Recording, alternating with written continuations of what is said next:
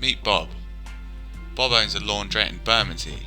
Business is okay, but he feels that it could be better if he did something about the outside of his shop, if he made it a bit more attractive. Bob heard about the Urban Garden project online and through leaflets, and decided to sign up.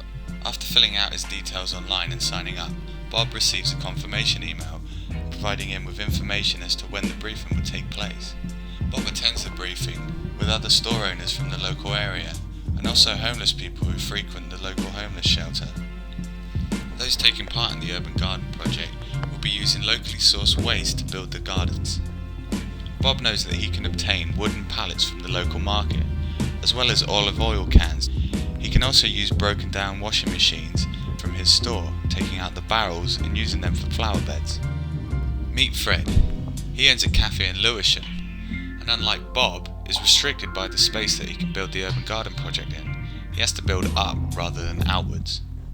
Fred's neighbour has a disused bathtub in his garden that he can use, and the local tyre repair shop has some old tyres that he could also use to plant vegetables and potatoes.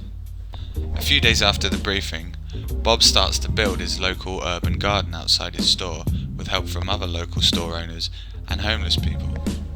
And obviously during this building process, everyone needs a bit of a break. And after the gardens have been built, it's time to plant the seeds, and also tend to the plants as they're growing. And obviously they're going to need breaks in between these. After tending to the crop over a period of time, the crops can now be harvested. And obviously this needs a break as well. Once the crops have been harvested, they are ready to be delivered to or collected by the homeless shelter. And once the Urban Garden project is complete, Bob is rewarded with his certificate, his urban garden, and more customers.